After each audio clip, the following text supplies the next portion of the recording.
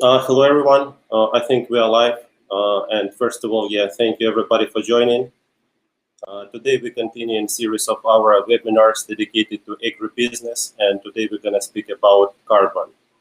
To be precise, about soil organic carbon and how to cultivate soil organic carbon. And if you guys can hear and see us, if you could please put a plus sign so we know that you can see us.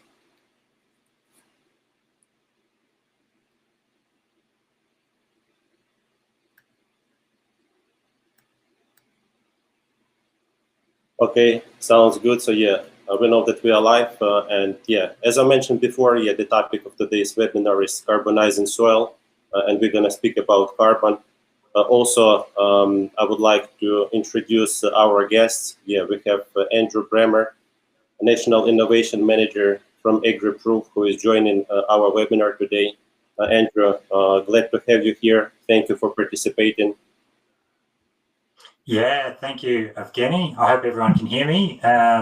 It's a pleasure to be invited along. Thank you for hosting. And I look forward to covering the work that we've been doing together. And it's exciting to be able to do it across the globe. So thank you. Sounds good, Andrew. And definitely, yes, we have pretty packed agenda. So without any further hesitation, we're gonna go ahead with the agenda. I would like to introduce our other guest. This is Oleksandr Kryvoshein. Oleksandr, he is senior researcher at EOSDA, and Oleksandr today he will be providing his scientific expertise on the soil organic carbon models and how they work. So basically, the complex things under the hood. Hi, Oleksandr. How are you? Hi, everyone. Thank you. I'm good, and have a good webinar. Enjoy the webinar. Thank you, Oleksandr. Also, we have here Kirill as our moderator today. So, guys, if you have any questions during the webinar, so please leave them in chat. And at the end of the webinar, we will have a good 10-15 minutes, and we'll try to answer all of your questions. And now, without any further hesitation, I would like to briefly go through the agenda that we have today. So, first of all, I will briefly tell about EOSDA for those of you who's joining and watching our webinars for the first time. So, basically, background on the company, and then Andrew will tell us the story of AgriProve, because AgriProve is one of the largest and the most experienced soil carbon project developers in Australia. So basically, Andrew has a lot that he can share with us today. We'll speak why it's important to focus on the soil organic carbon, what are the benefits for farmers, what are the benefits for combating climate change. We will have a look at the Australian soil carbon method and framework, since AgriProve is operating in Australia. And for those farmers and maybe other participants from Australia who are thinking about to participate in carbon projects, this is the information that could help to answer a lot of questions and help to make them a decision. Also, we will speak about the project that we're currently doing with AgriProve. This is the National Innovation Soil Challenge. This is the grant from Australian government, which is aimed at the reduction of the verification costs for carbon projects. So we'll tell what we do within the scope of this project and what are the results and what are the final outcomes we can expect. And we will actually focus a little bit more in detail what are the advantages for the farmers to participate in carbon projects, and how these projects would help them to, first of all, improve the health and quality of the soil, but also how we could address the climate issues that we have right now. In more details, Oleksandr will tell us about AI and machine learning solutions for the soil organic carbon sequestration, how actually the models work, what predictors goes into the model. So you will see that this is not easy or simple solutions. This is complex solutions, but I think that we'll be able to explain it and show a little bit more science behind the modeling and how it's done. And at the end, we will basically sum it up and make the conclusions, what is the future and what are the benefits of using the models, and how it can help us to scale carbon projects in Australia and globally to really make it a tool that could help us to address the climate change. And at the end here, we'll have Q&A session. So guys, please go ahead and feel free to post your questions in chat. Yeah, a few words about the EOSDA. So EOSDA stands for Earth Observing System Data Analytics, and we provide AI analytics based on the satellite imagery. Our company itself is headquartered in United States, California, and also we have R&D centers and scientific centers across the Europe. I think that the strong point of the company that we have a very good scientific team, which basically generates and contributes to the innovation that we drive in EOSDA. We work with different companies, governmental institutions, scientific organizations. We participate in tenders and basically working on providing remote sensing to all the stakeholders which need to have this information for their objectives.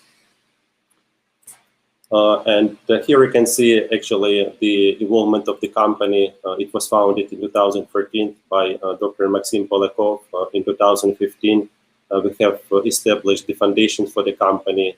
This is EOS processing and EOS platform upon which we have built and building our solutions.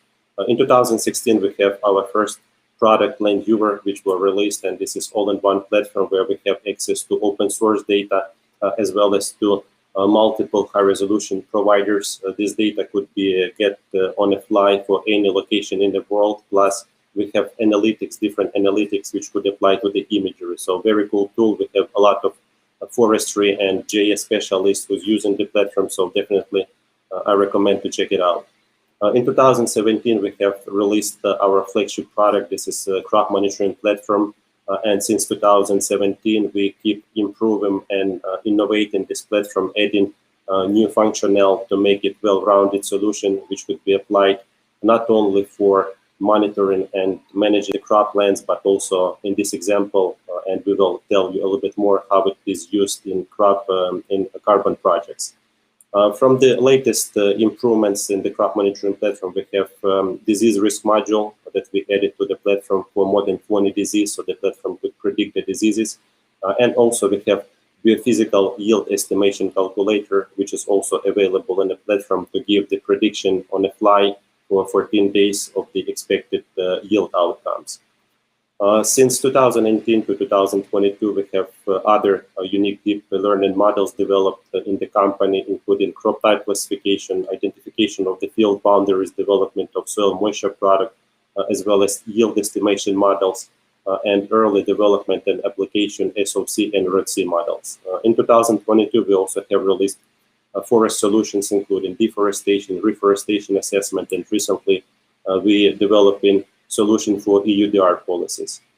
2023, it was a big milestone for our company, and we have EOS Set1 that been launched for EOSDA. So we have proprietary satellite and access to our own data. And of course, yes, starting from 2022, we have collaboration with AgriProve, and we are jointly working on this project right now for the Soil Innovation Challenge, and we will speak about this innovation challenge a little bit more further in the presentation. Yeah, as I briefly said, the main products that we have, this is crop monitoring platform, which is used for monitoring the agricultural land as the analytics tool, but also applicable for other projects, for example, like carbon projects as well. And a set of custom solutions that we deliver as crop classification, identification of the field boundaries, yield estimation. For example, from the latest models that we adapted for the yield estimation, this is Paisavit model for estimation of the yield of oil palms. So as you can see in EOSDA, we keep developing and innovating and offering new solutions for different geographies to make sure that the remote sensing data is serving for the purpose of businesses and basically for the all humankind. And now, I just wanted to pass it over to Andrew. So Andrew, if you could please also tell us, first of all, a few words about your team and how AgriProve, how you become the most larger and the most experienced soil carbon developer in Australia. Yeah, thank you, Yevgenii, and hi again to everyone. I'll just go to the, oh, sorry, I jumped. There we go, sorry. Needed to get the slide. Yeah. Hi, everyone. Thank you again for joining us. And yeah, it's a great pleasure to be here today to discuss the exciting work that we have been involved in. And yeah, we'll learn a lot more about it. I did want to start by saying too how proud and humbled we are here at AgriProve with just the number of farmers that trust and partner with us in their soil carbon project journey.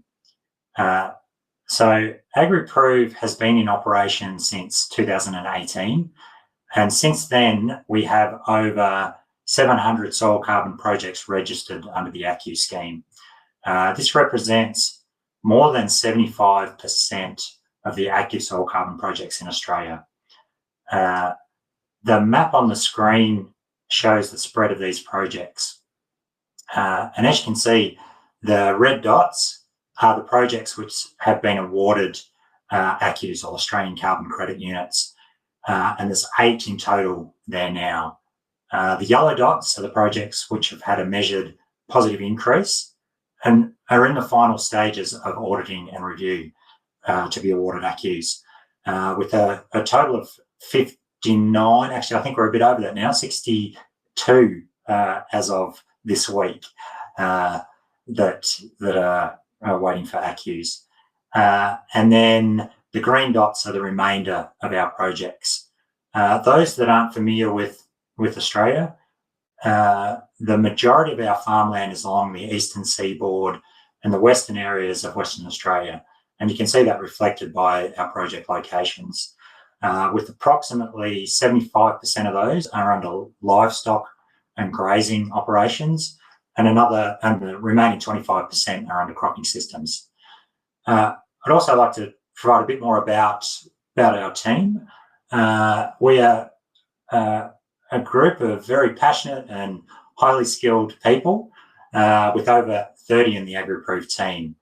And a little bit more about me. I'm, as Yevgenii mentioned, the National Innovation Manager here at AgriProve, and I lead the Technovation team, which really we focus on a wide range of areas of innovation, but ultimately on how we can grow and scale the impact of our business, and more broadly, the impact we can have in addressing climate change through soil health and soil carbon.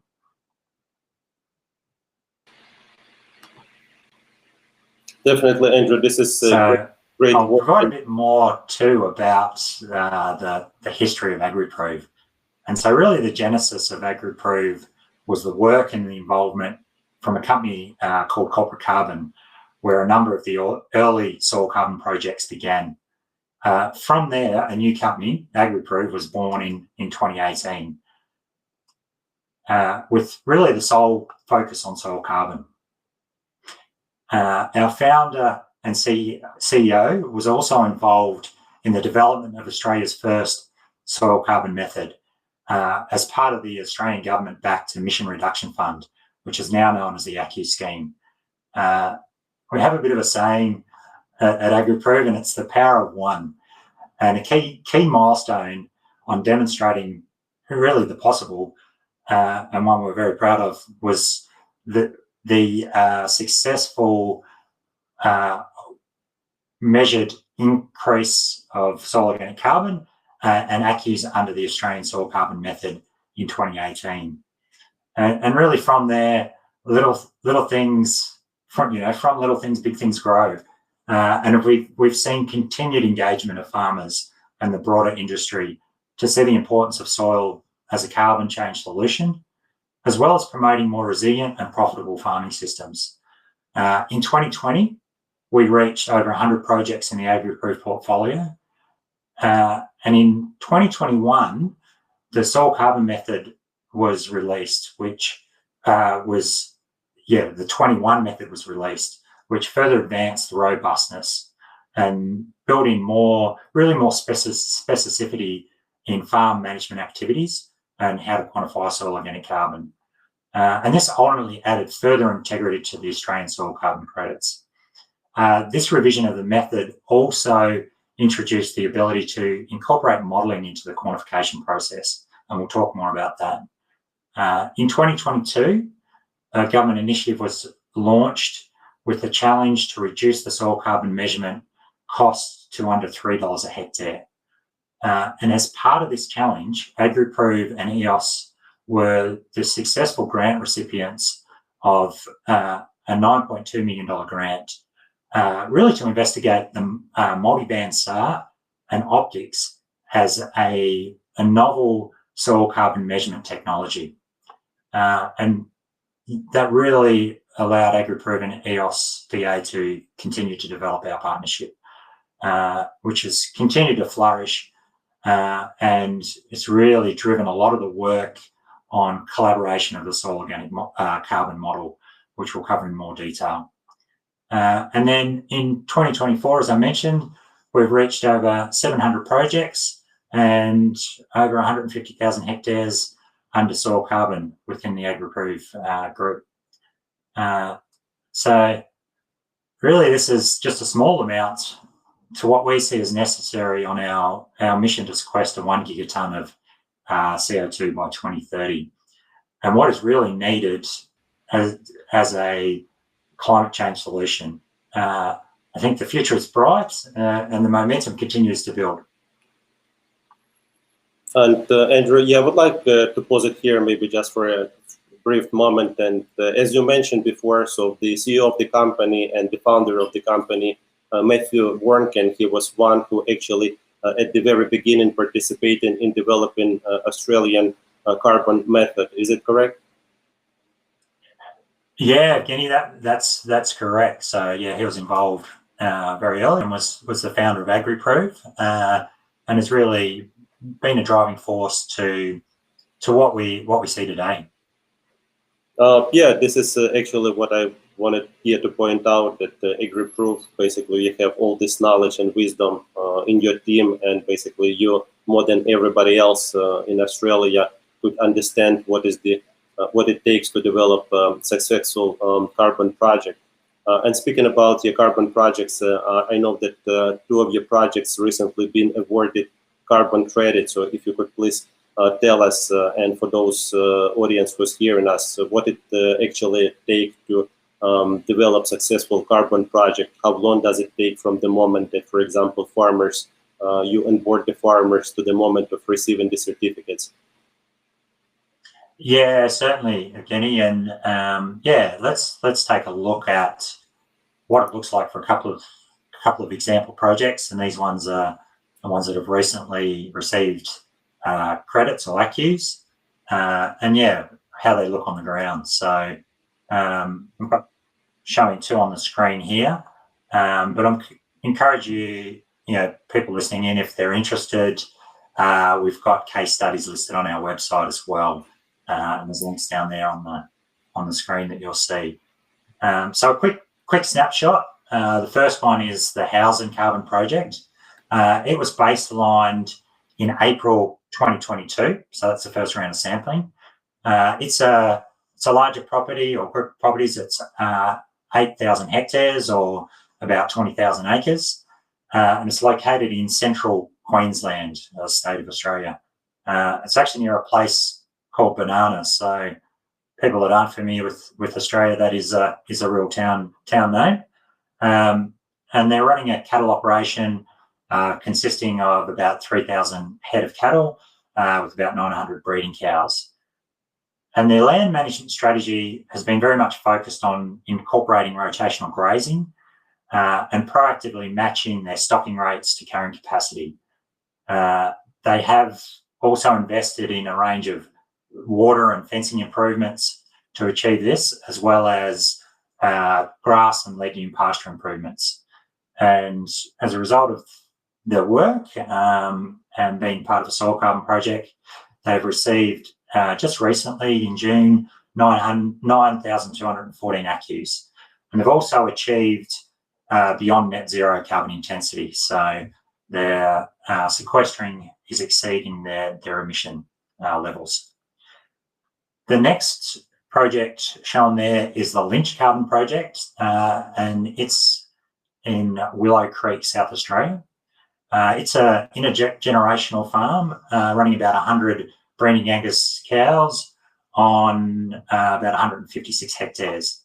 And they have focused on pasture improvements as well as soil renovation using a soil key renovator, which is a soil renovation system, and subdivided their paddocks to allow higher intensity rotational grazing. Through this work, they've seen significant soil health benefits and have been able to reduce their fertiliser and spraying requirements to almost nil. Within 2 years of the Soil Carbon project being active, they've received 641 ACCUs and have also been able to sequester more carbon each year than emitted, which is allowing them to reach beyond net zero carbon intensity. Basically, Andrew, by looking at these projects, we could understand that it really doesn't take a lot of time from the start of the project actually to issuing carbon credits. So farmers could be confident within a couple of years if they follow the methodology and basically do all these positive land management practices, so they could expect to get paid for their work and basically be awarded the carbon credits. Yeah, that's right, Yevgenii. It's these are good examples of really active management, and they've been able to measure gains in their soil organic carbon levels, which equate to ACCUs. So pretty fast results for these two projects. The soil carbon project under the method we operate under is 25 years in length. So there's plenty more time ahead too. Understandable. And speaking about the measurement, on the next slide, Andrew, I would like to also comment, as I understand it, also at this screenshot, we see one of the projects, Hobson project, that was awarded, and the interesting thing that we are looking at through the crop monitoring platform. So I just wanted to ask how you've been using the crop monitoring platform and basically all the other technologies from EOSDA for implementation for the carbon projects. Yeah, definitely, Yevgenii. This is the Hobson carbon project, as we mentioned, showing on screen. And we do use a range of digital tools, right throughout all the stages of our project, from registration through to baselining, which is the first sampling activities, then through the measurement and implementation, and right through to the crediting of soil carbon projects. When we begin a soil carbon project, a really important piece is assessing the area and setting it up so we can effectively measure and monitor it through the entire life. And part of this setup is dividing the project into areas and zones that form the management areas as well as the areas that we need to monitor and measure. We do rely on EOSDA's crop monitoring tools and systems to help us understand these areas. It really allows us to build a history, looking at the historical biomass and climate trends, as well as often infer some management history there as well. We also look at this information to help define and build the zoning, which under the carbon project is known as strata for the carbon projects. Once a project is in play, we use crop monitoring to help us track the changes and activity over time, as well as monitor the overall performance. This can also be a valuable tool for the farmer, as it provides insights into the performance of their carbon project and can also allow them to assess the impact of their management actions in more real time. To quantify the change in soil carbon, we take physical sampling and lab testing at intervals through the project, and this can be undertaken as soon as 1 year after the previous sampling round and as long as 5 years after that sampling. And it is a reasonable investment to mobilise our sampling teams and to invest in the sampling itself. And we want to make sure that the project is ready and it's worth the time and cost to do so. So to help us make that decision, we use crop monitoring as really what we call a lead indicator assessment of the SOC sequestration. And we're comparing trends to the baseline and prior and trends after the baseline period. And it's really important, as you can see on screen here, that we can assess that both in a spatial distribution, so that map sort of view, as well as the temporal changes or the changes over time. So yeah, the crop monitoring tool is a very useful tool for us. And we also do use it more broadly for our entire portfolio of projects. So, as we mentioned, over 700 projects there, quite spread across Australia. And it's a significant barrier to travel and access those all the time. So being able to do this in a remote way is really useful. Yeah, Andrew, just wanted to add, basically, you pointed out correctly, so this the platform, the crop monitoring platform, could be as the single source of data, and the access also could be given to farmers, for example, in future, when we can display the soil organic maps or precise soil maps. But the advantage, as you mentioned correctly, yeah, this is the scalability, so we could check any property located anywhere in Australia or in the world on the fly, with the access to historical data. We could have a look at the vegetation indices such as NDRE to understand the length and the basically the activity of the photosynthesis, to understand if this is the suitable properties for participating in carbon credits. So definitely, yeah, satellite technology can help, and we will tell what we are planning to do in future, how we're planning to enhance this technology. And now, maybe from the broader point of view, we would like to dwell a little bit more on the benefits and actually why we should focus on the soil organic carbon on the broader view. So Andrew, if you could please maybe just walk us through this slide and tell us what is the importance actually to focusing on the soil organic carbon. Yeah, thanks, Yevgenii. Yeah, absolutely. So, yeah, our strong belief at AgriProve is that soil carbon is a necessary part of the climate solution, and I'll explain that in a bit more detail. So, as you can see on screen here, it's a visualization, but soil is the largest terrestrial carbon pool, so or storage. So that's shown soil in the orange there, compared to the above ground biomass, vegetation, and the animal pool as well, the light green. So as you can see, soil carbon is the largest in all those landscapes, and it represents approximately 4.5 times that of the tree and animal biomass, and it's almost 2.5 times more than the atmosphere and living flora and fauna combined. So pretty significant. And the important piece here is that soil is under, or something we can impact, so it's under human management. Soil has been degraded over time, and the carbon amount in soil reduced, which scientists agree that this is primarily due to human intervention and practices.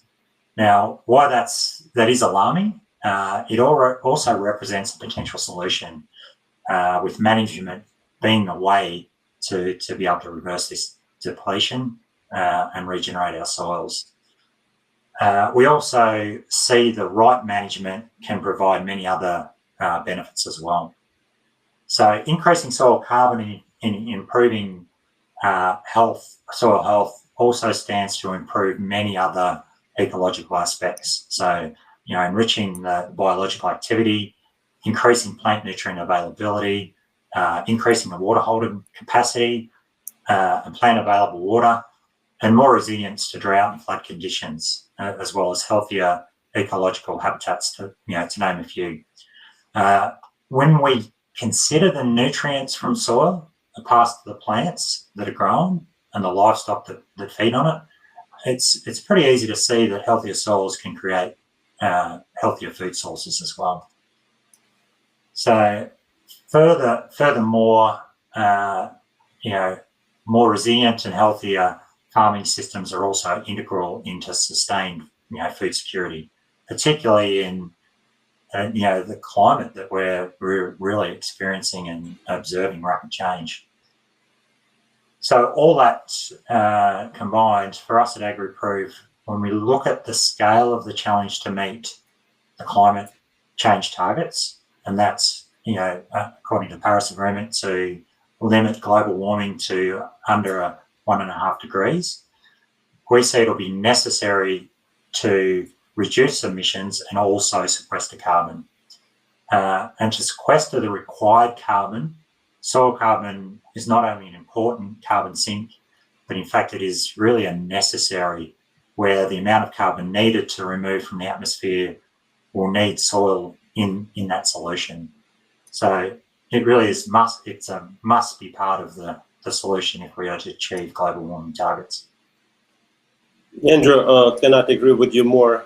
Absolutely. So here, as we see that terrestrial carbon, this is something that we have control over. So basically, the land been calculated by humankind since 4000 BC, and we see that agriculture actually contributes 2/3 to the atmospheric pollution. So this is something that definitely we have control over, and the whole direction is here to change the practices that we do in agriculture to make it more sustainable, so we could leverage our basically influence on the terrestrial carbon and make our soils also the solution for this complex problem. And if we have a look in more granular way at the benefits and the solution, so basically, could you also tell us what are the benefits of cultivating carbon, first of all, for emission reductions, for the climate benefits, but also what are the benefits for farmers and basically the companies who's developing carbon projects? Yeah, certainly, Yevgenii. Sorry, main connection. Just wanted to, can you still hear me? Yeah, it's breaking up a little bit, but yeah, we can hear you. Yeah, cool. There are many reasons why we should focus on soil carbon solution, and also why a is required. We mentioned some of those before. I'll go into a little bit more detail. Really, I mentioned soil has the capacity to sequester all the emissions necessary. I'm sorry, Andrew, you're breaking up. I don't know, maybe there is a chance to switch the network, because you're breaking up and now it's getting a little bit worse. Yeah, sorry, Yevgenii. Is that better? Yeah, it's much better. Yeah, please go ahead. No worries. As we mentioned there before, soil has the capacity to sequester all the emissions necessary to remain below that critical 1.5 degrees of global warming. And it really represents, I believe, a rare win-win scenario where removing carbon from the atmosphere is also beneficial for climate stability, but it has so many other benefits for farm productivity and farming systems as well. So it's not always possible for emitters to completely eliminate all their emissions. So being able to decouple the emission sources from where emissions can be sequestered through a crediting system, is also important to be able to address these issues at a macro level. But yeah, as a climate change resilience piece, to name a few, soil with higher carbon is also naturally more aerated and can hold and retain more moisture. So this means that it's more effective in soaking up moisture, particularly in intense rainfall periods, or also in drier periods. So this increases the resilience of soils to the extremes, the resilience of farming systems as a whole, where pasture and crops can survive and remain active. Increased soil organic carbon and organic matter provides diverse energy sources for soil microorganisms as well. So supporting greater soil biodiversity has many benefits, including increased plant access to moisture, buffering soil acidity, improving soil structure, greater availability to nutrients through mineralisation, as well as resilience to physical degradation. So it can also play an important role in reducing the resilience of disease and pest inputs through improved function of natural systems. And we saw examples of that from the Lynch Carbon Project, where they were able to reduce their inputs to pretty much zero. And there are also many other co-benefits. So as value to the economy, as a contributor to that, can provide additional income pathways and also reward farmers for practices that are focused on long-term sustainability. There is also a growing consumer demand for food produce in environmentally sustainable ways. And through these practices that combat net emissions, can allow premiums to be sought by producers and also new market access. So yeah, they're just a few of the benefits, but yeah, they really stack up and really,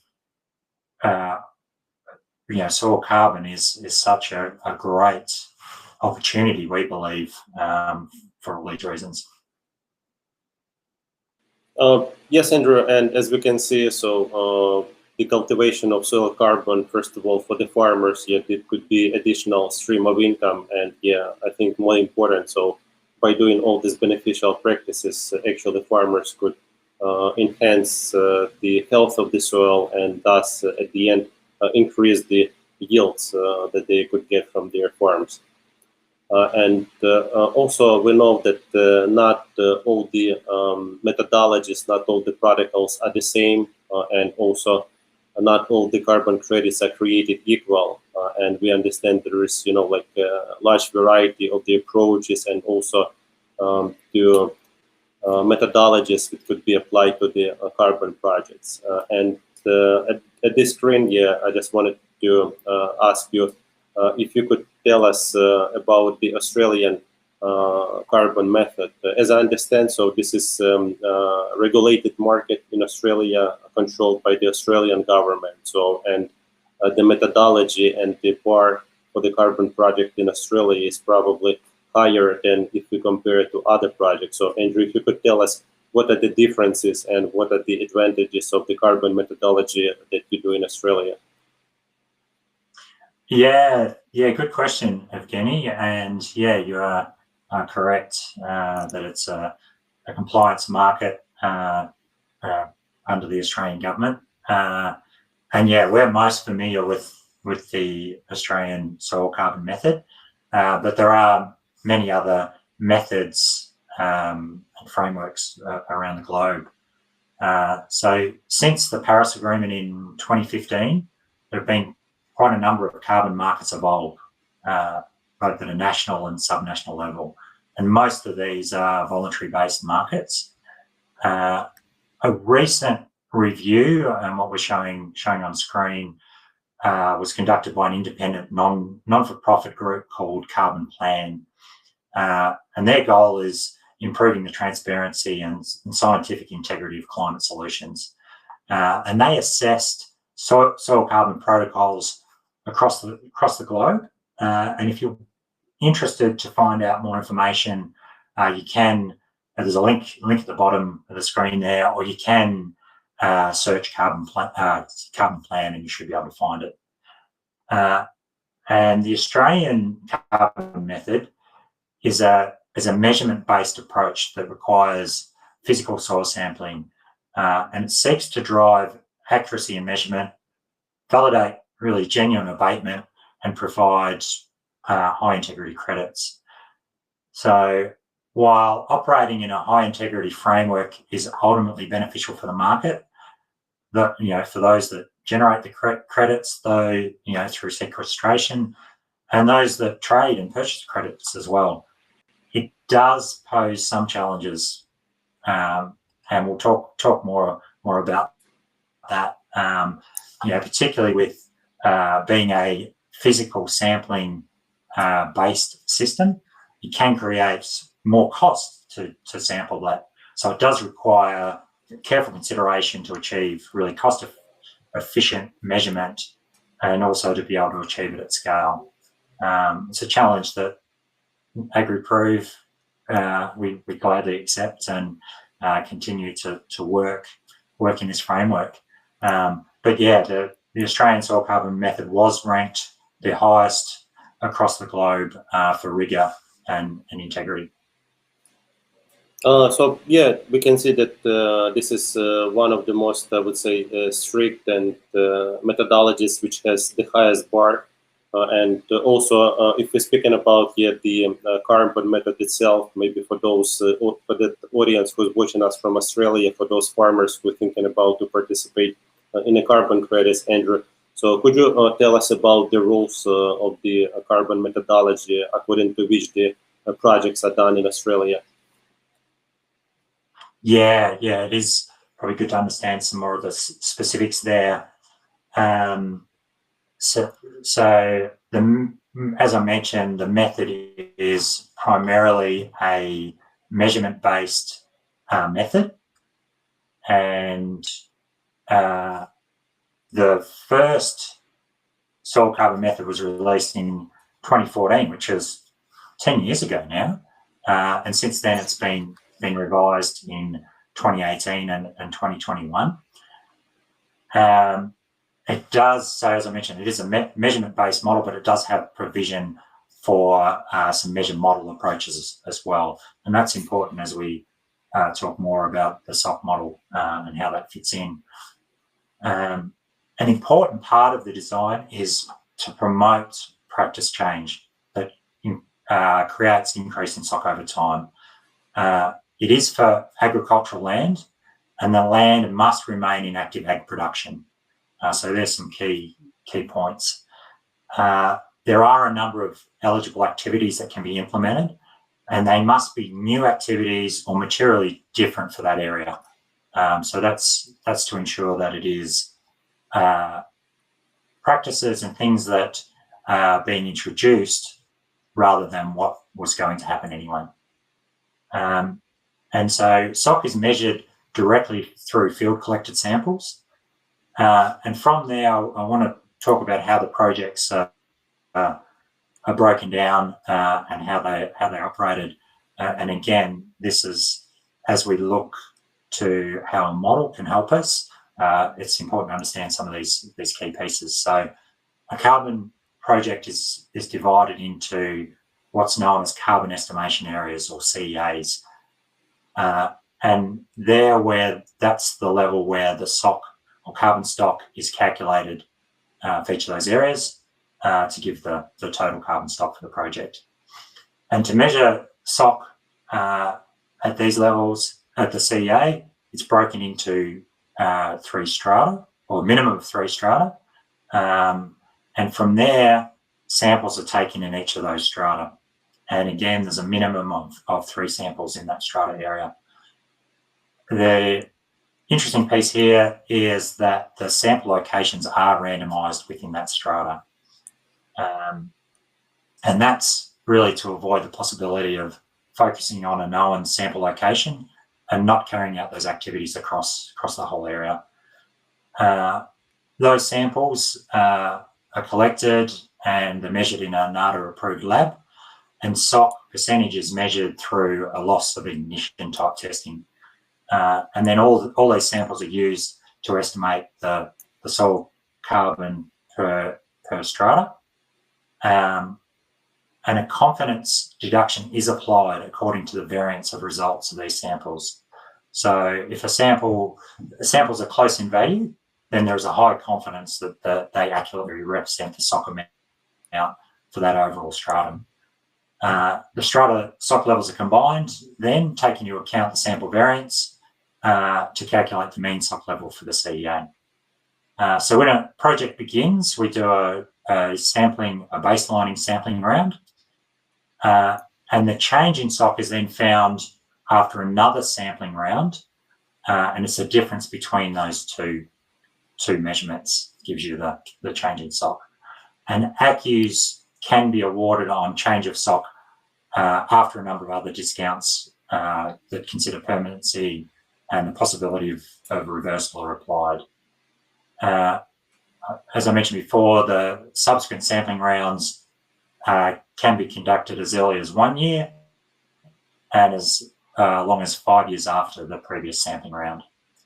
Now, under the method, stock must be measured to a minimum depth of 30 centimetres, but at AgriProve we actually elect to sample and quantify to a metre and a metre plus where we can. And really that's because we're interested in change over time of carbonate depth and also the longer term permanency of that soil organic carbon. And projects are 25 years in length, and each application for credit requires a comprehensive independent audit, and there's also some project details and results are reported out. Thank you, Andrea. So yeah, we can tell that the projects, they're not simple. So this is the complex project, and for those farmers who would like to participate, definitely they need to have some guidance and support, which AgriProve can provide. And here, briefly, I just wanted to focus on the advantages of using the models at each of the steps. And as you, Andrew, already mentioned, so models could help us to eliminate guesswork, because most of the time, projects onboarded blindfoldedly, so we do not know the potential of the projects, and this could be only find out after taking the samples and further into the project. So basically, what modeling could do, possibly modeling could provide us better assessment of the project even before doing the baseline. So based on open source data, precise soil maps, we could already make a better estimation of the project even before like setting foot into the field. Another one, yeah, this is, as you mentioned, this is stratification and covariance, because samples are taken randomly. And what models could help us to do, models could help us to create more precise strata. So we have less covariance, less stratification, meaning that the samples taken within same strata will show less covariance. So this is less penalties and basically more income for the farmers. And on the third step, yeah, the duration of the project is 25 years, so definitely validation samples round could also be expensive and could affect the final profitability of the project. So here, by using the models, we could reduce the samples, the verification samples, up to 90%, meaning that 10% is physical samples, which are still needed, but 90%, which is a significant amount, could be replaced by modeling. And in this case, we need to have robust, basically commercial model which can show us a good results. But again, yeah, speaking about taking samples and stratification, Andrew, if you could comment this slide, because it looks pretty interesting and pretty complicated. So as I understand, this is one of the projects where you actually taken samples, and here we could see different stratas, or what exactly we could see this picture with different colors. Yeah, certainly, Yevgenii. It's really highlighting what we mentioned there of the structure of a typical soil organic carbon project and how it looks in practice. So as you can see, areas that aren't farmed are not included, so they're removed. And you can see, or hopefully you can see, how the project areas have been divided into CEAs. It's maybe a little bit difficult on that one, but there's three CEAs, and then further into strata, which are the coloured zones there. So the yellow, the purple, and the light blue. And then again, maybe a little bit difficult to see on screen there, the sample locations. So they're in the blue, black and blue text, and there's a little crosshair to show where those samples are. And you can see they're quite distributed across that area. So yeah, in structuring those CEAs, we often find it's most useful to focus on really the management areas and areas that are under different management practices or management zones to group those. When we look at the strata, really we're trying to group by the underlying soil organic content or soil organic change potential. And to do that, often we don't know beforehand, before the baselining. So this is where utilising some predictors or other measures that we can use to help understand that is really beneficial for us to be able to then create these zones or strata in accordance to that. So you can see they're much more following curved type zones and following environmental or underlying soil properties rather than farm boundaries and things like that. So yeah, that's a good example of how we break projects up.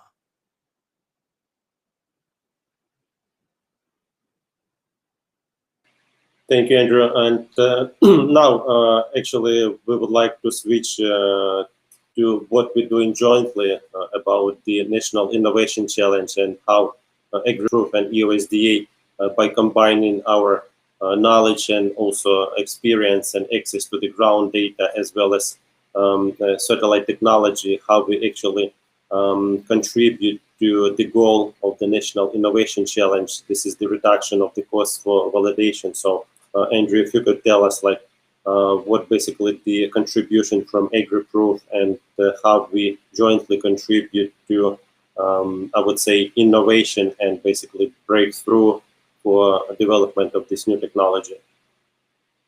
Yeah, thank you, Yevgenii. Yeah, so as we mentioned, we've been working together since 2021, and really through this time we've identified some various strengths and really a shared vision of supporting farmers and providing tools and systems that help increase their productivity and also new ways of combating climate change and land degradation challenges. So it was a very natural fit with our unique skills and areas of expertise to come together on this. At AgriProve, we hold and continuing to grow really one of Australia's largest soil databases. And we've got in excess of 20,000 physical samples there now. And then EOS, with their expertise in remote sensing, satellite imagery analytics and machine learning capabilities and modelling capabilities, really helped us converge on what we see as this opportunity here. A number of things we're trying to solve for and continue to understand, and particularly being able to do it in more of a remote fashion. It made a lot of sense for us to look to combine the value and the power of or potential power of all these physical samples with the state of the art modelling and machine learning capabilities. Thank you, Andrew. And definitely this is so because it's only possible to do in collaboration. And one of the most important things for creating these commercial grade models, this is actually access to the good ground data set and being able to train the model locally. And the innovation, this is the application and introduction of the satellite data. And specifically in these projects, we're doing a lot of experiments with the high resolution optical and the SAR data, synthetic aperture radar data, to see how these new predictors could contribute to the accuracy of the model. So there is a lot of experimenting going on, and definitely I think that we will get good results at the end of the project, and definitely will be able to contribute to reduction of the cost of the validation. But again, it's only possible to do it jointly by having, data from space, but actually the possibility to verify this data on the ground, because those two, they go hand in hand, and to understand how we could apply data, satellite data, we need to understand what's happening on the ground. And this is what AgriProve is helping us to providing the extensive ground data sets and basically their observation. Speaking about what we could, what challenges we're solving with the modeling and application of this new technology, and actually how this could help with the farmers. So first of all, as Andrew outlined before, so one of the challenges is to establish a accurate baseline at the beginning of the project. Then this is the compliance of the projects, adding additionality, so to introduce new practices which could help to contribute to the SOC accumulation in the soil. This is a reduction of the verification cost. So once we have established baseline, so we need to have the verification, and this is also another big line of expenses which actually taken from the profitability of the final project. And another one here, this is the variance. So if we have like high stratification between different zones of the project, so in this case, we know that it could be penalized, and basically it will also reduce the payoff for the farmers at the end. So the solution, this is application of the remote sensing, the creation of precise soil maps, the precise maps of the distribution of the soil organic carbon, and the application of vegetation indices and other data which could help us better understand all these factors. So as an outcome, we could have much better information that we could use to basically be able to eliminate, for example, the covariance or the stratification, as well as reduce the number of physical samples. And of course, at the beginning of the project, being able to understand what projects are have high potential and they could generate more credit. So basically focus on those projects. And for the farmers, of course, here we're speaking about for us being able to understand what activities contribute to increase of SOC in the soil and for the sequestration of CO2.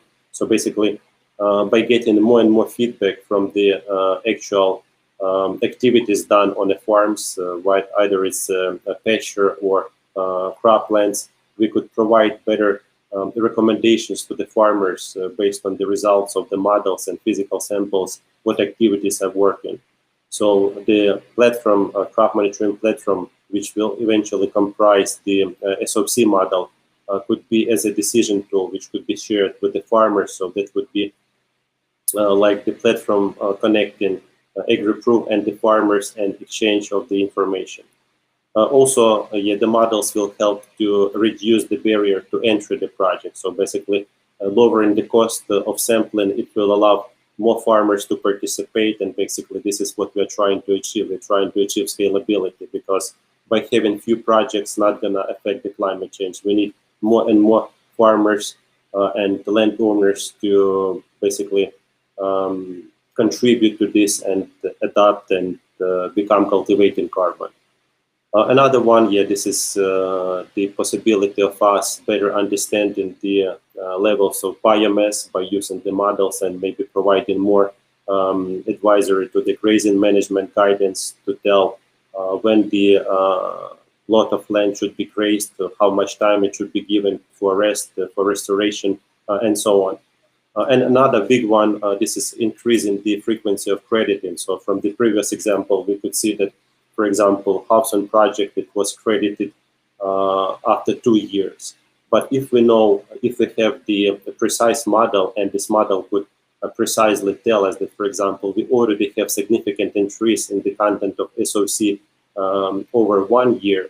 So this means that instead of paying in 2 years, farmers, they could get paid every year, so more frequently. So by having precise understanding how organic matter behaves in the soil, we could actually increase the profitability and basically the cash flow for the farmers by having the payouts on annual basis rather than waiting 2, 3, or 5 years. And also, the reduction of variance. So by understanding and creating precise maps of soils, we could also eliminate this high covariance, the stratification within the projects. So overall, as we can see, the technology itself is aimed at the increase of the accuracy. And yeah, speaking about the accuracy and how is it used, I would like to pass it over to Oleksandr. Yeah, you've been in the background for quite some time. So Oleksandr, could you please tell us from the more scientific point of view, what models we use, what kind of predictors, what kind of data sets these models include, and actually how simple or complicated the technology is overall, I mean, from the scientific point of view. Thank you, Jenny. The first thing you have to do when you want to estimate the soil organic carbon with the models is to select the model type. And there are two main types of the model which you can use for soil organic carbon estimation: process-based and empirical models. The process-based models describe the main processes in some domain, the landscapes, for example, according to our target object. Usually, these models is pretty complicated, while empirical model is typically simpler and developed based on statistical data, based on ground samples. In our project with AgriProve, we decided to combine these two types of the models. And with the following slide, we're going to show you our main concept.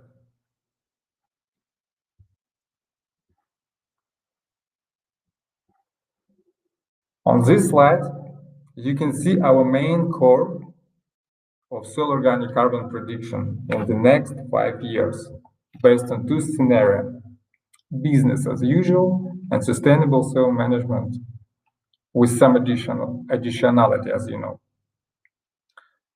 For this purpose, we use ROAD-C model.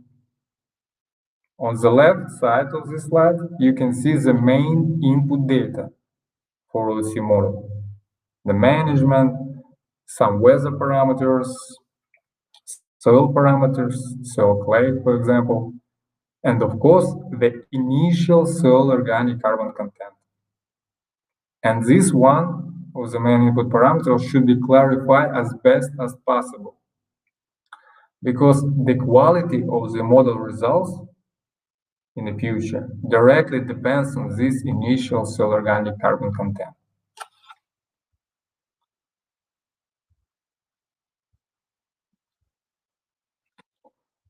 And of course, it is obvious that to get the best and high accurate initial soil organic carbon, we need the actual data from ground samples, which are very expensive and also time consuming. And that's why our solution is to collect the ground samples as much as possible and then apply machine learning model. And this is the point where we used our empirical approach.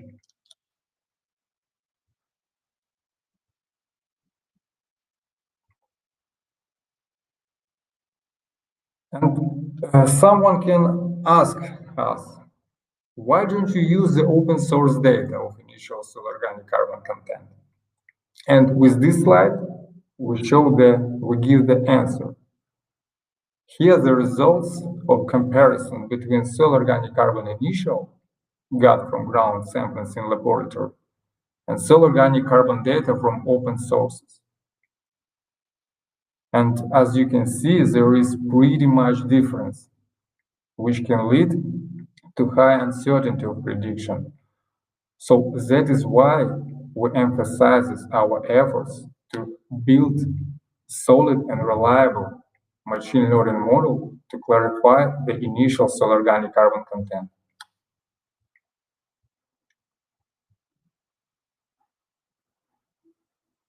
On this slide, you can see the simple scheme of our machine learning model.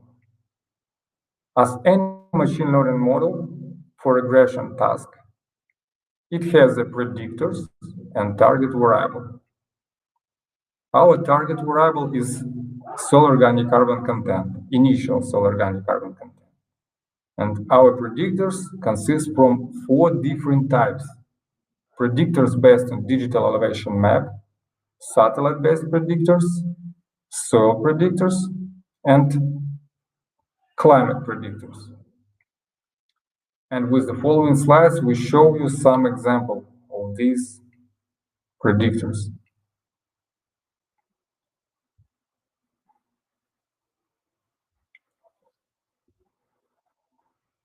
Here you can see some predictors generated from digital elevation map with Saga and GrassGIS modules. Usually we split this type of predictors in 3 classes: topographic, hydrological, and solar predictors. And here a couple examples of these predictors. The first one is topological, so-called vector ruggedness. And this vector ruggedness measure provides a way to measure terrain ruggedness. Slope and aspect are captured into a single measure and used to decouple terrain ruggedness from just slope or just elevation. The next one, topo parameter, is plan form curvature. This is perpendicular to the direction of the maximum slope. Next, flow accumulation contains the absolute value of the amount of overland flow that traverses each cell. The topographic wetness index. This index is really steady state wetness index and is highly correlated with several soil attributes such as horizon depth, silt percentage, phosphorus, etc. The next is solar predictors, beam irradiance and ground reflected, which also can be pretty helpful for initial soil organic carbon estimation. As for example, beam irradiance has a significantly higher variability in space and time in comparison to global irradiance, and helps to describe the canopy variation, and as a result, can describe the potential of soil organic carbon content. The next type of predictors is satellite-based. And here's the example of optical predictor. And one of the important things, when you generate predictors from the so-called high variable or extreme variable parameters in time, it is necessary to remember and note that organic carbon in the soil itself is not extremely variable in time. And as a rule, you can observe the changes of soil organic carbon content in time step of 6 months up to 5 years and more. So just to cover the variability of soil organic carbon content, we have to fit our predictors to the same time step of variability. This is very important thing.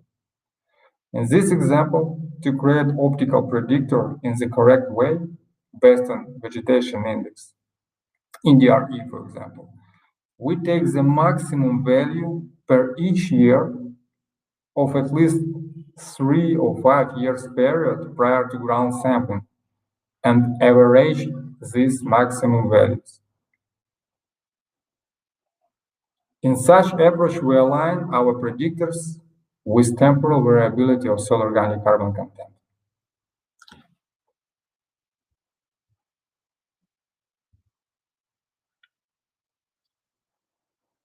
The soil type of predictors.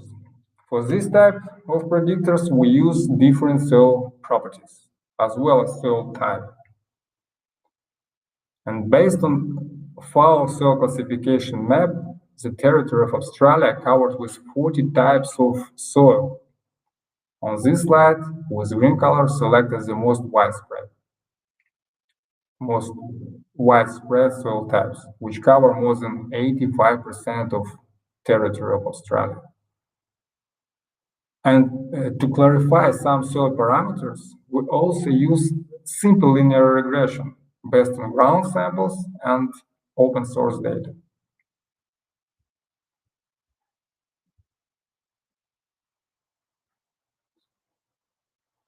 Yes, and last but not least, of course, the climate type of predictors. And here the same approach as with satellite-based example. In order to align our weather parameters with soil organic carbon temporal variability, again, we have to use so-called two-level averaging method. In this example, we have 3 years period. For each year, we take the average of mean temperature per each season, with further averaging by the whole period. And such method applied to any weather parameters, except precipitation. In case of rainfall, we take the sum instead of mean.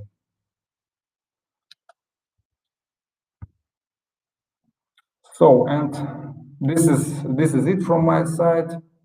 And maybe it looks a little bit complicated, but we try to do the best and try to create a powerful model which helps to clarify initial soil organic carbon content and soil dynamics. So thank you for attention. I pass my word to Yevgenii.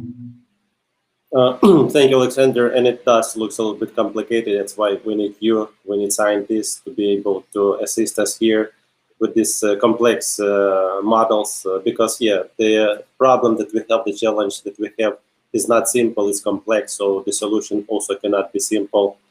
That's why we have to have best minds in our corner to be able to leverage the technology and being able to apply it for our purposes. And to sum it up, yes, Oleksandr said the main thing here that we use two models. So one model, we call it SOC model, so organic model, which comprise different machine learning models like regression trees or neural networks and so on. Another model, so the first model, SOC model, is used to create the baseline at the beginning, so to create the accurate map of the distribution of the SOC. And the second model we use for the prediction. So once the baseline is established, we could use RODC model, and this model could ask prediction what would be the content of soil organic matter in 1, 3, 5, 10, 20 years, depending on the different scenarios, depending what practices farmers will do on their land. Either it's pasture or it's agricultural or horticultural projects and so on. So basically, it will allow us to have to run different scenarios to see what practices could basically better contribute to sequestration of soil organic carbon. And yet the second model, so the validation, this is actually when we can say on physical samples by using RODC model, we could actually eliminate the significant number of the physical samples which are needed for validation and verification. And Oleksandr was showing predictors that go into the model, and there is a lot of different predictors. And in EOSDA, we could use up to 140 predictors. So this is huge amount. It doesn't mean that we're going to use all of them in the model, because in the model, we will use only those predictors which will show us the most accurate data. So basically, we will eliminate all the irrelevant predictors, and we will only use those which are the most significant. And among those significant, as we can see, there is some must-have data. This is soil data, soil samples. This is actually what AgriProve is doing. They're taking samples on each of the property, on each of the projects to establish accurate baseline. And then based on the samples, we could do the calculation and actually develop and create these accurate models. And the advantage, the novelty, what we're doing within these projects here, this is the application of high-resolution optical and SAR data. This is the introduction of new predictors such as vegetation indices, NDVI, NDRE, digital elevation maps, land cover data, and so on. So basically, a lot of predictors go into the model to make sure that at the end we will have the most accurate results. And the reason that we use ROTC model, because this model is been already used and tested on different continents. So this model is already showing good and robust results. And what we did in EOSDA, we enhanced these models. So we have some improvements in comparison to the base model, to the ROTC model. For example, we could use higher resolution of satellite imagery up to 10 meters in comparison to 1,000 meters to the base model. Also, we have pipeline which allow us automatically select the most accurate predictors, so which is significantly reduces the time and efforts for developing the model, because the model that is good for example, Australia is not going to work in other part of the world, for example, in Europe or in Latin America, and the model need to be adapted to the conditions, to the climatic zones of each of the project, meaning that for each of the location we would need to adapt the model. And in EOSDA, we could use different methodologies, and our calculation are compliant with the most of the methodologies, for example, like Clean Energy Regulator in Australia, or we could do the calculations compliant to Vera Golden Standard, basically methodologies and others. And yeah, if we sum up everything that we said today, so the purpose of what we are doing here and what are actually the outcomes for the farmers and the carbon project developers and basically for the climate overall would be the enhanced data accuracy, the increased project viability and profitability, and reduction of verification cost. So what we will do and what we will provide for the farmers here, this is the access to visualization of their data, what actually happening on their farm, on their land. So they've been able to see precise soil maps and precise soil organic maps. And by leveraging this data, AgriProve will be able to provide the most accurate recommendations, what practices need to be done or what practices are contributed to the profitability of the projects. As well as will help us to basically promote these practices and engage more of the farmers by reducing the level, the threshold of entry fees for these projects. So as we can see, so the main point is to leverage technology and make it more scalable. But yeah, speaking about the scale, yeah, I would like to pass it over to Andrew. And Andrew, if we're speaking about the scale, so how and basically what needs to be done, so basically to bring this technology on the larger scale to combat this climate change problem.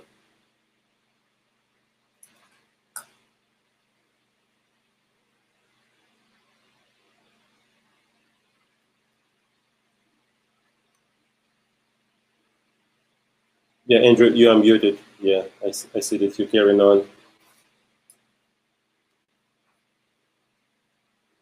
Sorry, is that better? Yeah, we can hear you now. And yeah, we can see this. Very good. Yeah, smiling farmer, and this is basically the purpose. The whole purpose is to deliver the solutions for the end users. Yeah. No, thanks, Yevgenii. Yeah, I'll cover what we've covered to date and where to next. So yeah, we've really looked at how carbon projects work and the broader benefit for the farmer, as well as the environment and future sustainability of agriculture. And it is an exciting and continually evolving space. It's definitely moving fast. We've explored the application of a novel SOC model as an addition to the monitoring and management of soil carbon projects. And this is an area will also continue to evolve as AgriProve and EOSDA continue to work on it, and really looking at the broader impact it can have in many areas. So to help explain, a robust and accurate SOC model can provide extensive value for the farmer for a soil carbon project. For the farmer, it can provide a vital link between the actions undertaken and the response, being able to validate and track farm management practice change, see in more detail as it's happening, and understand it at more of a site-specific level. Furthermore, being able to view back and get an understanding of the history, even prior to the management change, can also, also being able to forecast forward as a prediction tool can really be useful in making those decisions as a decision support tool. Beyond this, it can provide information not just about your farm, but also as a comparative tool to assess performance against other similar farms or regions, soil types, conditions, or management practices. So that ability to compare is really useful. We've also highlighted the importance of soil carbon and soil health as an indicator of the overall health of the farming ecosystem and relationship to broader climatic consequence. By having this type of information at your fingertips, it can help provide a deeper understanding, as well as focus or bring focus on actions that not only support farming profitability now, but also that longer term farm resilience, farm security, and environmental outcomes. So equipping the farmer with this needed information to help them make informed and really balanced decisions for economic and environmental reasons. And for us at AgriProve, this model assists in a range of areas, from finding areas that lend themselves to soil carbon projects, the setup and initiating of a project that we showed earlier, and also the monitoring and management through the life of a project. Having a robust and accurate measurement tool that can see at scale, as well as validate more on a site-specific level, really helps us to deliver validated and sound carbon credits. Another big piece here that we covered was under the Australian carbon method, being able to stratify a project well provides confidence in the measurement and ultimately maximises the potential ACCU yield. So being able to accurately assess a project in real time saves expense in sampling and does promote more ACCU delivery and revenue from the farmer in the long run. Being able to assess the performance and causal drivers at a project by project level helps deliver insights that support the management actions on these and future projects as well. And really understanding what works where and why. So, I think that's a pretty big summary and a good summary, but all these aspects combined, this novel SOC model that we're working on really is a pathway to help us maximise sequestration through soil organic carbon at a local level and even at a national and potentially even global scale. It really, is needed and helps us act local, but really we're trying to impact that scale, as you mentioned, Yevgenii. So something that we see as necessary to foster the agricultural resilience and prosperity, and also tying back right where we started to make a meaningful impact on climate change as a whole. Thank you, Andrew. And now, under this summary, let's go to the Q&A session. And here, Kirill's have collected some good questions here. So, Oleksandr, I would like you also to turn your camera and mic on. And I will ask the questions. And guys, if you feel like you would like to add some comments to the question, so please feel free to do it. The first question is this project in Australian based? Mean if I intend or work on it in my country? I will take this question. So I understand that the question is if similar projects could be done in other countries, and the answer is yes. So basically, carbon projects are developed in different countries, and if we speak about the models, so the models could be, we have them ready and we have them working. So basically what we need to do, we just need to adapt the model according to the conditions of the region, of the new region. So if we have model which is working for Australia, meaning that we do not need to adapt the model anymore. So the model will eventually become more and more accurate. But if we are doing the projects in some area where the model hasn't been calibrated, so in this case here, we need to do the adaptation. But the projects here, they could take place anywhere in the world, globally, and not necessarily like only in Australia. If you're in Australia, so please feel free to reach out to AgriProve and they will take care of you guys. And I think, yeah, the second question is to you, Andrew. Do AgriProve customers get real-time access to this data? Is there a support to analyze this data to gain practical farm management insights? Yeah, so in short, yes, we're providing more and more data to the farmer through the Soil Carbon project. And it's an area we're continuing to evolve and develop further.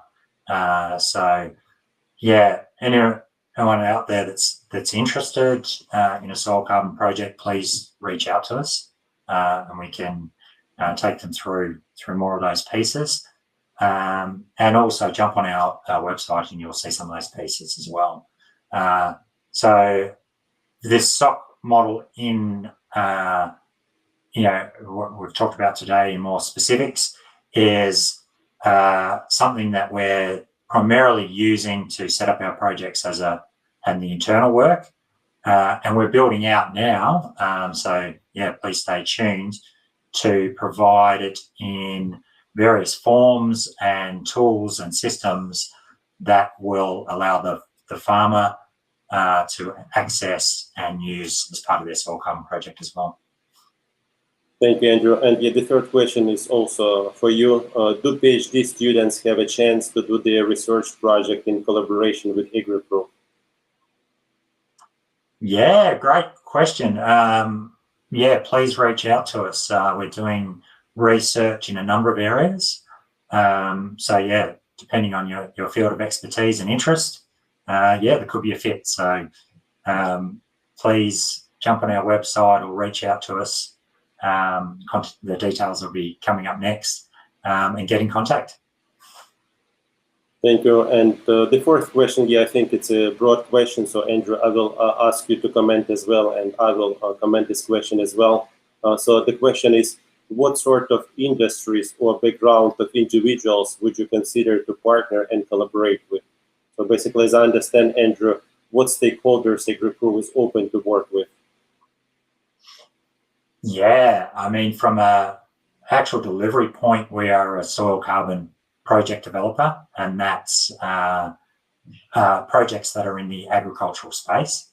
However, in terms of, I think I read the question correctly in, who do we look to partner with for, continuing to evolve technology, as well as people in the business. Yeah, there's no defined, it must be in this industry or this area where we're really looking for the brightest minds in these spaces. So, good understanding of soils is really an interesting space and a complex space. Understanding farming systems and agriculture and how that works. As we've looked here today, understanding some of the modelling and those aspects are really important. Right through to all the operational parts of our business. So, yeah, if you're interested again, please reach out. Thank you, Andrew. And yeah, speaking about from EOSDA point of view, and to be open to work with different organizations. And as I mentioned before, we're working with governmental institutions, we're working with businesses, we're working with the private individuals, again, depending on the industry and the subject of interest. If it's for example, crop monitoring platform, or if this is forestry solutions, or if this is carbon solutions. So we have different solutions, and yeah, if you have some specifics in mind, so please reach out to us, to AgriProve, with more information, and we'll be able to assist you better. Okay, the next question, again, Andrew, is for you. Is AgriProve open to work on some projects in West or Central Africa? Yeah, at the moment we're really focused on the Australian soil carbon space. We're looking beyond that, probably early days at the moment. So yeah, probably the best response there or request there is, again, please reach out to us. Happy to talk more about the project and the specifics, and whether it's something we can possibly be involved in or not. But yeah, at the moment, our primary focus has been the Australian marketplace and the Australian soil carbon market. But yeah, we're definitely in a phase now where we're looking beyond the borders of Australia. So yeah, please reach out. Thank you, Andrew. And another one is also for you. You are very popular today. So the question is, how much on-farm investment is required to set up a farming system to manage for the soil carbon plus livestock plus crop in production? Yeah, that's probably a multi-level question. So really depends on the farm and their enterprise and what they're doing. And what practice change they're making. So that's on the farmer level. It could involve fencing. It could involve changing their water points. It could involve pasture renovations, investments in their livestock, stocking numbers, all sorts of things. So lots of elements to it. And then in cropping systems, it could be looking at some of their cropping practices, rotations, cover crops, all sorts of other areas. So yeah, difficult to put specific costs on it. And probably another element of that question is what the cost of doing a soil carbon project is. And the way we structure that is we do a risk share and success, where the ACCUs that are generated, the farmer keeps and retains 75% of those and can choose what they want to do with those. And AgriProve retains 25%. And the costs for the landowner are really the baseline sampling costs. And then from that point on, AgriProve looks after all the subsequent sampling and costs involved in that.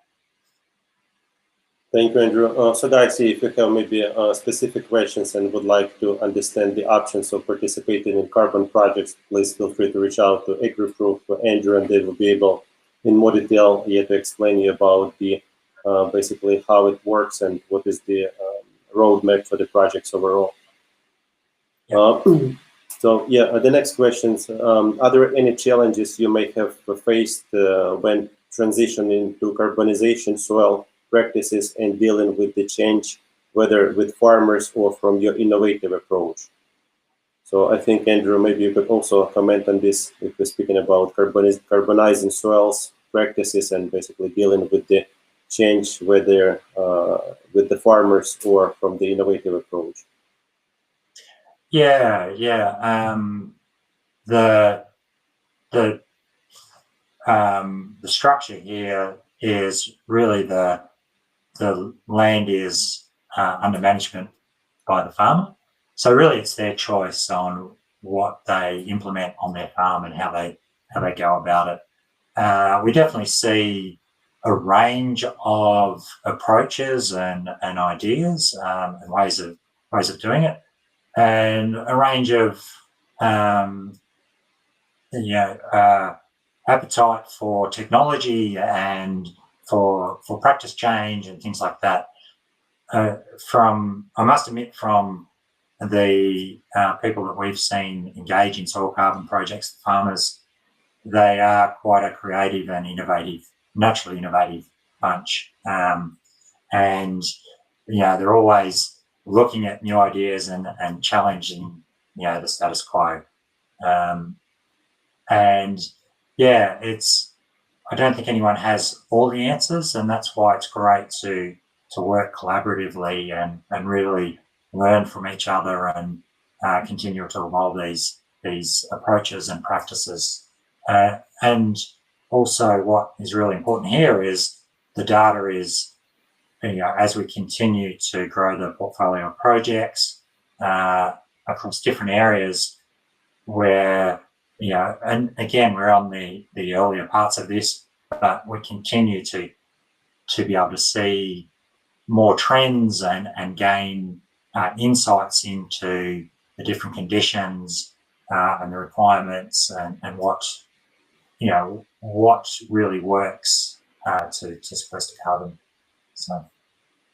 Thank you, Andrew. Yeah, I think the main challenge is to convince at the beginning when nobody was walking this path before and been able to show the actual results at the end. So I think that there is always would be those who early adopters who will go and do it first, and then the rest majority will have a look at the examples on the success of the existing projects and will follow along. But yeah, I think the main challenge, at least at the early stages, is to convince and basically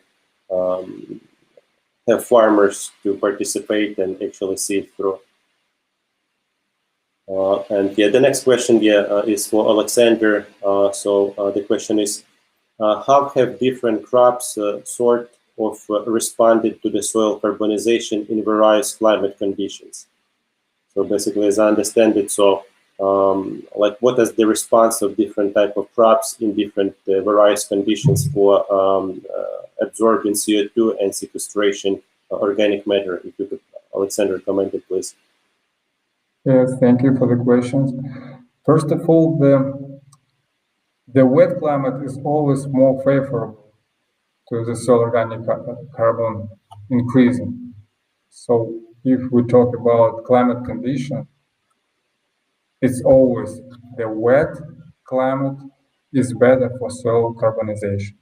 The dry climate is not good for soil carbonization. This is the first part. Compared to the crops, there are cash crops and cover crops. The cash crops is bad for soil organic carbon increasing. And the cover crops is good ones, such as buckwheat, lucerne, mustard.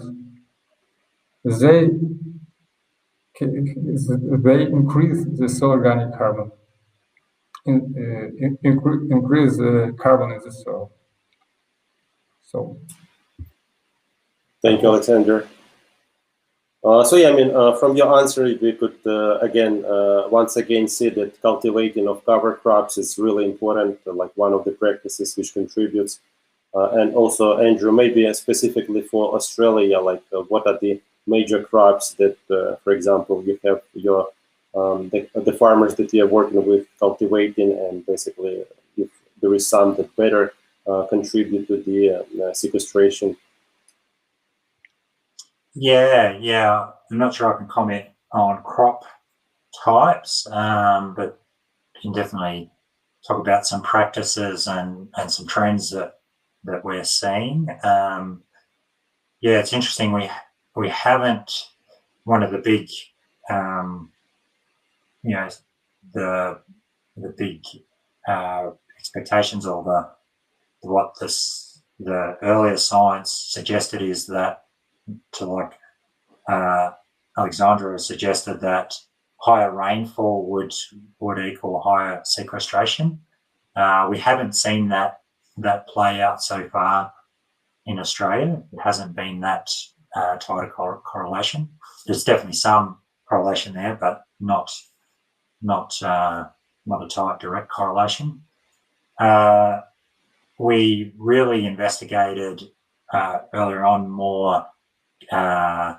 This is in grazing systems, mixed species, pastures, introducing more legumes, things like that, and saw some good results. But interestingly, probably the biggest gains we've seen to date, and some of the biggest impactors in a grazing system has been the management of the livestock. So how intensive the particular areas are being grazed, how long they've been grazed for, and then how they've been rested to really control or manage the plant growth and the plant activity and keep it in various growth stages. We've seen probably some of the biggest gains in soil organic carbon so far. Thank you, Andrew. And yeah, the next question, I don't know, it's kind of a broad question and could be applicable for AgriProve and EOSDA, but again, Andrew, I will address it to you. And let's assume that we're speaking about Australia and your projects. The question is, in various regions you worked in, what was the main highlight, successful implementation and engagement?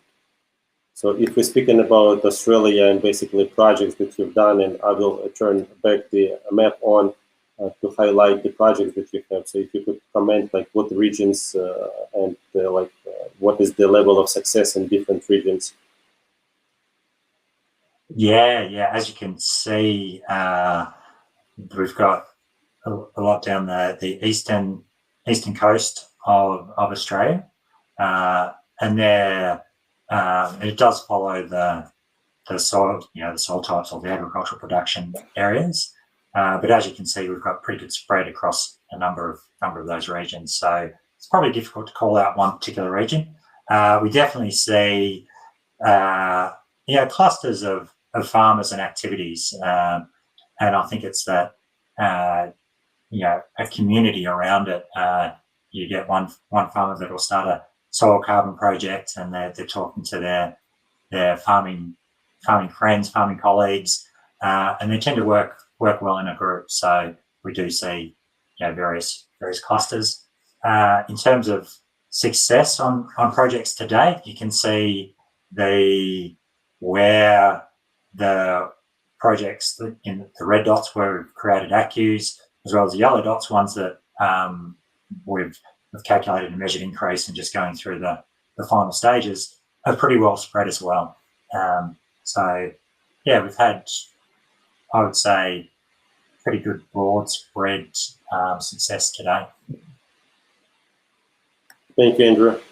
And yeah, the next question, I think that would be for you, Oleksandr, to cover. Have you calibrated the satellite data with the land-based data? The satellite data we used is already calibrated. This from optical satellites, Sentinel, for example. So this data already calibrated, and we use this data as the predictors. So, and maybe it's maybe I cover in the next question with opportunity of satellite data to deal with depth estimation of organic carbon. Okay, so yeah, let me read this question. And again, yeah, this is a good question about the different depth. So yeah, please feel free to comment. So the question is, the AgriProve soil coring to 100 centimeters showed that 95% of the SOC was in the top 30 centimeters. So this means that the largest opportunity for soil organic carbon increase is in the bottom of 70 centimeters. So the question is, what has satellite technology got to assess the opportunity at the depth? So Oleksandr, if you would like to go ahead. So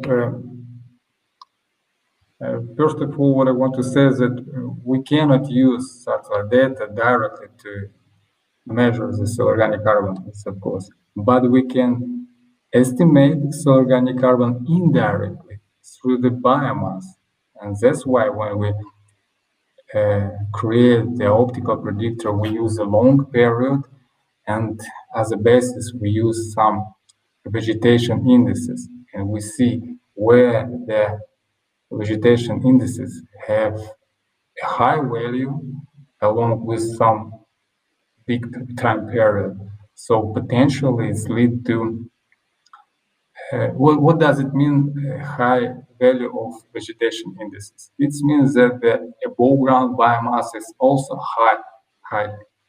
So it's lead to, it means that more biomass, more residuals, then these residuals decompose and come to the soil in the form of soil organic carbon. So in such way, the residuals of crops increase the soil organic carbon. And of course, the more biomass, the more residuals. The more residuals, the more soil organic carbon. And we can check it and observe through the satellites. And when we estimate and when we observe the long time period, we can compare and see where the potentially the soil organic carbon can increase in very very large increase in soil organic carbon compared to some territory where the vegetation indices in the low. So I hope I covered this question. So again, we don't measure soil organic carbon directly with satellite data, just through the biomass, through the vegetation indices. That's the main idea. Thank you, Oleksandr. And also, Andrew, if you could please comment, is this also the reason why AgriProve taking soil samples at 2 horizons up to 30 centimeters and then another one up to 1 meter? Or like, what is the reason behind sampling at this depth? Yeah, there's probably a number of reasons. Yeah, it's interesting too. I think the question sort of suggested that most change was occurring below that 30 centimeter mark, which is not always the case. Generally speaking, there is more carbon at the top of the soil, at the upper profile, than the lower profiles. But in terms of change, often it's those higher areas that are changing, or at least changing first. We're trying to understand how that carbon finds its way down the profile, and there's different science on that, and evolving science in that space. It's definitely some of the older held beliefs are really being challenged now. We do see plant activity down at depth, and with that plant activity, we expect to see change in carbon and organic material as well. To Alexandra's point, the remote sensing is not a direct measure of carbon or soil organic carbon, but remember here we're taking in a whole bunch of predictors, up to 140 predictors, and some of those are climate related, some are hydrology related, and topography related. So through that mix of different predictors, often there's correlations there that we don't automatically come to ourselves with our own conclusion. And this is where a big data machine learning type model is starting to reveal those, to then try and draw how that's occurring. If you think about the topography and the lower spots of a field versus the higher spots, they often relate or have correlations to the soil types, higher clay contents or higher silt contents in those areas. And so they can be predictors or indicators of what the likely soil organic content is there present, but also how it may change over time with the actions undertaken. So it's a complex problem, and we're definitely tackling it from a number of areas. So for us, we can't manage what we can't measure, and so that's why we look to go below that 30 centimeters to really understand it, and continue to build this out further. Thank you, Andrew. What gets measured get done. So I would like, first of all, thank you our audience for the questions and for being active. Guys, thank you so much for joining our event today, and we look forward to meet you at the following events that we will have. Andrew, Oleksandr, thank you so much for your participation. Was really glad to have you here, and basically to the rest of the audience, thank you so much and have a great day. Thank you. Yeah, thank you, everyone. Thank you, guys. Take care. Bye-bye. Bye-bye.